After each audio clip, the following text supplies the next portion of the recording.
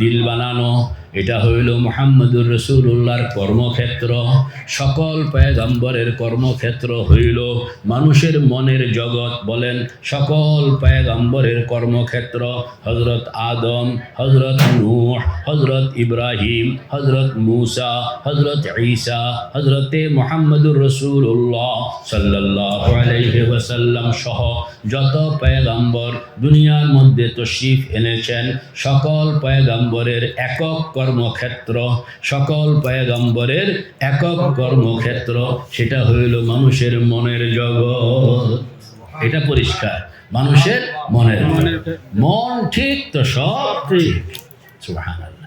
একটা ছোট্ট উদাহরণ কই যে আল্লাহর হাবিব হযরতে মুহাম্মদুর রাসূলুল্লাহ সাল্লাল্লাহু আলাইহি ওয়াসাল্লাম মক্কা মুকাররমায় হিজরত করণের আগে, নবুয়ত পাওয়ার পর হিজরত করণের আগ পর্যন্ত 13 বছর মক্কা শরীফ ছিলেন, 10 বছর মদিনা শরীফ ছিলেন, মোট হইল 23 বছর। তো এই 13 বছরে আল্লাহর হাবিবের বাড়ি আর মক্কা মুকাররমা, বাইতুল্লাহ, খানায়ে কাবা খুব দূরে নয়। এখনো যারা মক্কা শরীফ যান এনারা দেখবেন যে আল্লাহর হাবিবের যে বাড়িটা, এই বাড়ি আর মক্কা খানায়ে কাবা খুব দূরে নয়। আল্লাহর হাবিব সকাল বিকাল দুপুর সন্ধ্যা দিনে রাতে বহুবার এই খানায়ে কাবায় আসছেন, বসছেন, নামাজ পড়ছেন, আল্লাহ বিল্লাহ করছেন।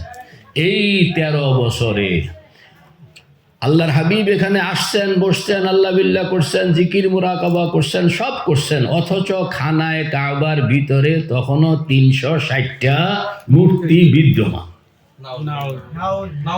আচ্ছা বলেন তো, এই 13 বছরে আল্লাহর হাবিবের কাছে 2 মিনিট 5 মিনিটের সুযোগ এরকম কি একবারও আসে নাই যে লাডি একটা লইয়া খানায়ে কাবার ভিতরে ঢুকিয়া 2-4টা মূর্তিকে ভাঙন?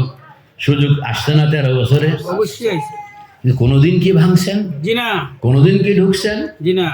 কারণ আল্লাহর হাবিব জানেন মূর্তি 2 জায়গায় থাকে। কন্যা কয় জায়গায়? 2 জায়গায় থাকে। 2 জায়গায় থাকে। একটা হইল মণ্ডপ ঘর, আরেকটা হইল মনের ভিতর। কন্যা একটা হইল মণ্ডপ ঘর, আরেকটা হইল মনের ভিতর। মণ্ডপ ঘরে যেই মূর্তি থাকে এটা ভাঙ্গন সহজ, মনের ভিতরে যেই মূর্তি থাকে এটা ভাঙ্গন সহজ নয়। আল্লাহর হাবিব মূর্তি ভাঙ্গনের জন্য আসছেন, তবে কোন মূর্তি এবং মূর্তি ভাঙ্গনের হুকুমও আসছে। রুজসা ফাহজুর, প্রথম যে আয়াতগুলো নাজিল হয়েছে তার মধ্যে এটাও ছিল, ইয়া আইয়ুহাল মুদ্দাসসির কুম ফাআনদির ওয়া রাব্বাকা ফাকাব্বির ওয়া সিয়াবাকা ফাতাহহির ওয়ার রুজসা ফাহজুর। যে রুজসা মানে মূর্তি থেকে তুমি নিজেকে আলোক করো। এই যে নিজেকে আলোক করো, মূর্তি কোন মূর্তি? কয় যে বাইরের মূর্তি এবং ভিতরের মূর্তি দুইটাই। কিন্তু আল্লাহর হাবিব 13 বছর পর্যন্ত জানেন খানায়ে কাবার ভিতরে কয়টা মূর্তি আছে? 360টা। এটা জানেন, কিন্তু কোনোদিন কি ভাঙতে গেছেন? জি না।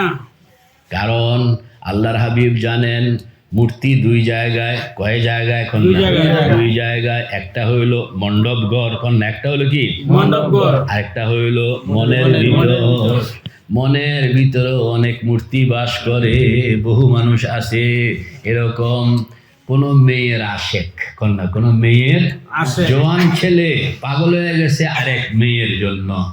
ঘুমের থেকে উঠোনের পরে মনের ভিতরে সেই মূর্তি, কথা কন, ঘুমানো পর্যন্ত জওয়ান ভাইয়েরা কন না, আবার ঘুমানো পর্যন্ত মূর্তি এটা ভিতরে আছে কি না?